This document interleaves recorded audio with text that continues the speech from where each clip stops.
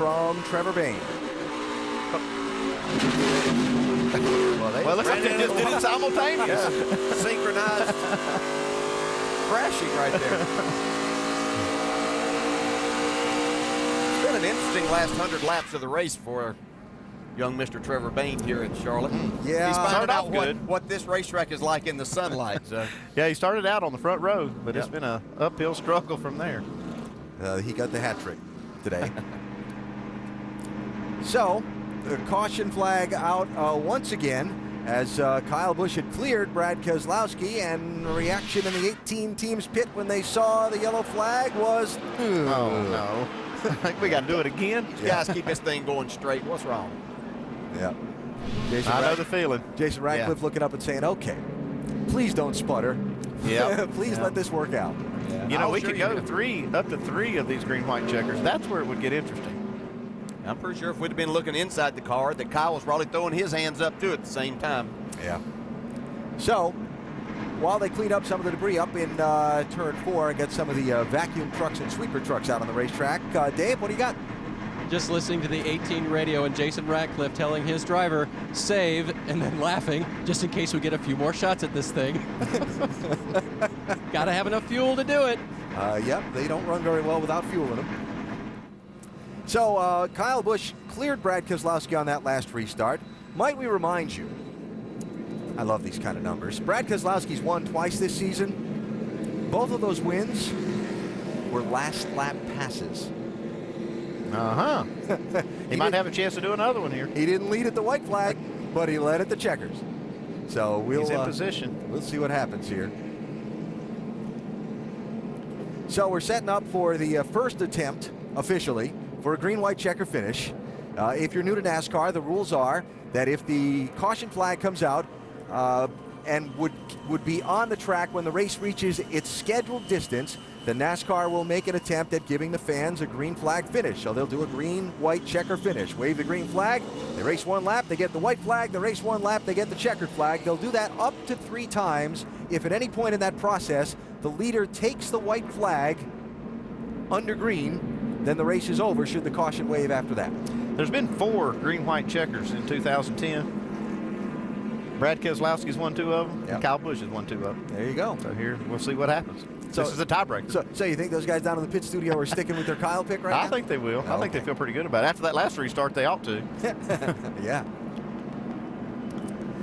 So the question becomes, at this point, how long does it take him to clean the track up? Do Kyle Busch and Brad Keselowski have enough fuel to well, you look at that graphic, you'd say no, but you know, that's a calculated thing that we put up there.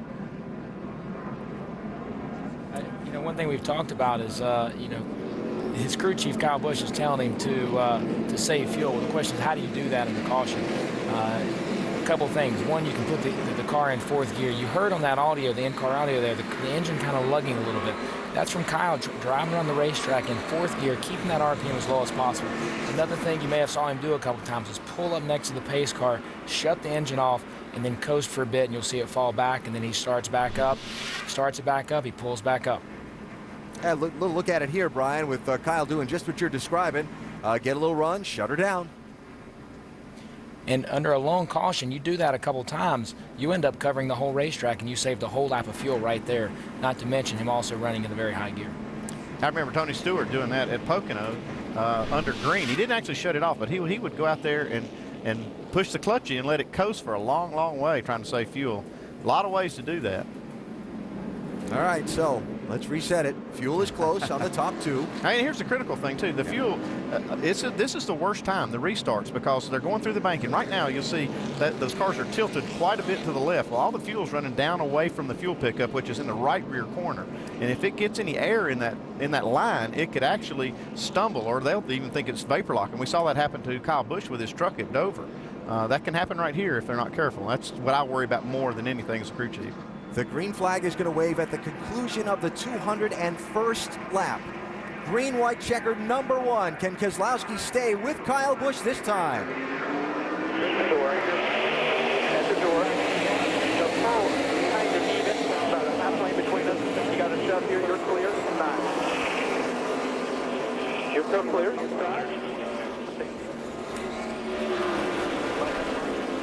Kyle Busch clear with Joey Logano again racing Keselowski for second. Keep an eye on that 12 car back there on the inside. Yeah, he's got 4 tires. He's come from 12th spot all the way up to now the 5th spot. Justin Allgaier trying to make a late push. And here comes the white flag for Kyle Busch. This is what he's been looking for. So if a wreck happens now, the race is over. Can Keselowski make any kind of a charge on Kyle? And does he have enough fuel to make this last lap? They're 3 wide, deeper in the pack. Oh, tie, they touched. Off turn 2. Biffle into the wall. No caution yet.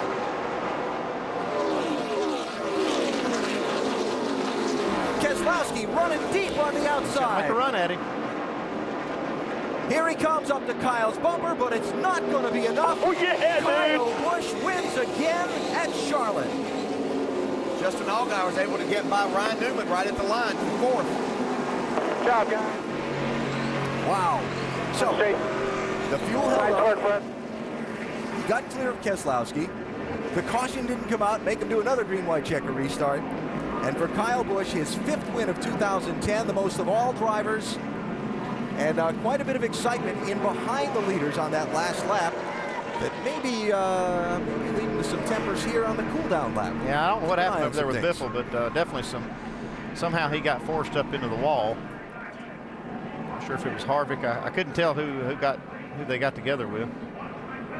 Got a lot of damage you can see. Yeah, it may have been him and Harvick, and I think there was actually another car involved. It could have been a 3 wide thing that happened off turn 2 behind the leaders.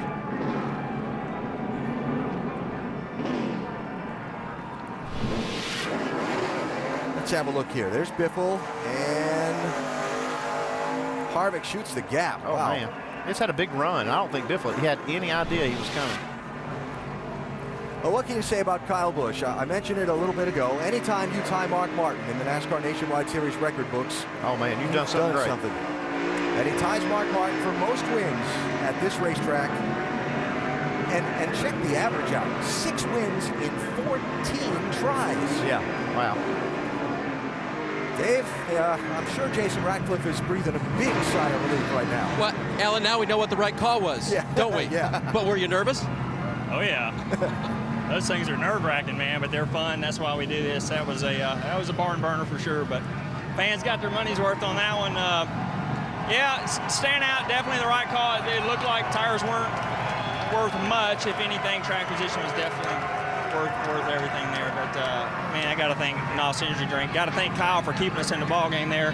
When we had to pit on lap 47, got a couple laps down, drove that thing back up through there, and guys did a great job on pit road. And just, thank God for a beautiful May day. We thought it was going to rain. Man, this is awesome. Everything seemed to work out today, Alan. So for Kyle Busch, the victory today here at Charlotte. Let's see, speeding penalty on pit road. Pit crew got him back to the race lead. They made the late call to stay on the track. The fuel held up. And Kyle Busch is going to go to victory lane. We will get his post-race thoughts when we come back to Charlotte in just a minute.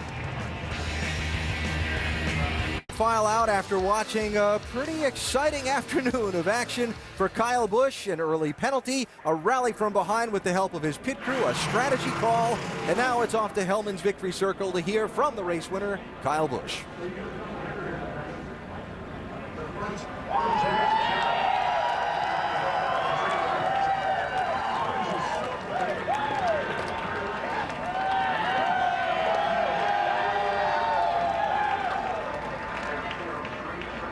Well, Kyle's out of the car now, but a lot happened in that car today. And I've seen you count on your fingers before. Can you imagine all the things you overcame today to get to victory lane? It's just we don't like to make them too easy, I guess. It's man, what a race car this was. This Joe Gibbs Racing Camry was awesome. Can't thank NOS enough, and Z-Line Designs, of course, Nationwide, Gillette, Marquee Jets, and Combos. For all the guys that support this nationwide program for us. So it was really an awesome time, and we had a great race car. We just in the beginning there we were really, really loose, and really, really tight. Then we made some changes, got really loose, and I was just trying to fight it and find out what I needed. And Jason made some good race calls there at the end, and getting the car handling right, and of course staying out, not coming down pit road. But I also want to thank all the fans too. It's cool. Kyle, 2 in a row for you, and now you got to get out of this thing. What's that feel like?